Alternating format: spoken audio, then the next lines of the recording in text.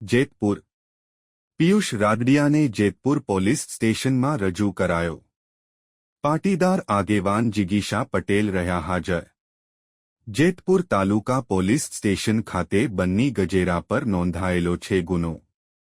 જેતપુર તાલુકા police station ખાતે મોટી સંખ્યામાં લોકો એકત્ર રહ્યા। જેતપુર તાલુકા મથકે બની ગજેરાની મતગારીમાં પિયુષ રાદડિયા હોય જેથી નિવેદન માટે બોલાવવામાં આવેલ। પિયુષ રાદડિયાએ પોલીસ અને ભાજપાના આગેવાનો પર કર્યા આક્ષેપો।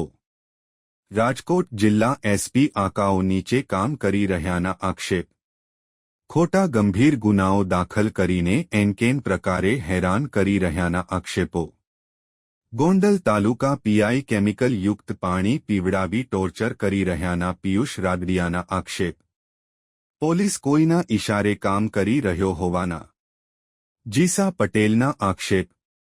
જેતપુર તાલુકા પોલીસ મથકે પિયુષ રાદડિયા નિવેદન આપવા હાજર થયા છતાં પોલીસ નિવેદન લેવા તૈયાર નથીને જિગીશા પટેલના આક્ષેપ। પોલીસ કાયદાની બહાર રહીને કાર્યવાહી કરી રહી છે। જિગીશા પટેલ આગામી સમયમાં હાઈકોર્ટ તેમજ સુપ્રીમ કોર્ટ સુધી જવાની અમારી તૈયારીઓ છે। જિગીશા પટેલ રિપોર્ટર આશિષ પાટડિયા જેતપુર।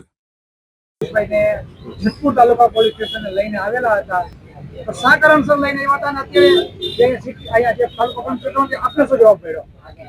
પહેલા તો હું એટલું કહેવા માંગીશ કે પિયુષભાઈ રાદડિયાને જેવી રીતે ખોટા કેસમાં ફસાવી અને એને એના બંધારણીય હકને ભોગવવા ન દઈ અને જે રીતે ટોર્ચર કરવામાં આવ્યા છે, જે એની પર 3rd ડિગ્રી એને ટોર્ચર કરવામાં આવ્યું છે, એ વસ્તુને ધ્યાનમાં લઈ અને એને જ્યારે હોસ્પિટલમાં ખસેડવામાં આવ્યા ને ત્યારે હું એમની તબિયત અંતર પૂછવા ગઈ હતી। ત્યારે એ સમયે અમને ખબર પડી કે હજી એક કેસ જે બની ગજેરા ઉપર જે હતો ખંડણીનો કેસ, એના માટે જેતપુર પોલીસ સ્ટેશનમાં એની ફરિયાદ છે અને એમાં પણ ખોટી રીતે પિયુષભાઈ રાદડિયાને ફસાવવામાં આવ્યા છે, મદદગારીના ગુનામાં ફસાવવામાં આવ્યા છે।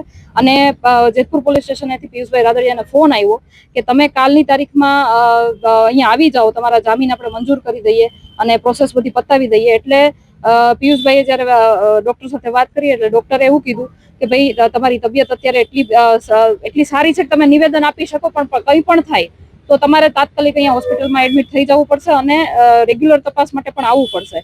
એવી કન્ડિશન ઉપર ડોક્ટરે ત્યાંથી રજા આપી અને અહીંયા જ્યારે જેતપુર તાલુકા પોલીસ સ્ટેશનથી ફોન આવ્યો એ હિસાબે એને 8 વાગે બોલાવ્યા હતા, પણ અમને હોસ્પિટલથી રજા મોડી મળી એટલે થોડું મોડું પહોંચી શક્યા। પણ અહીંયા પહોંચ્યા પછી એવું કહેવામાં આવ્યું કે સાહેબ હાજર નથી અને આજની તારીખમાં તમારા જામીન નહીં રહે અને જામીન ન થવાના કારણ એવા બતાવ્યા કે તમારી તબિયત ખરાબ છે, તમે નિવેદન આપવા માટે તૈયાર નથી।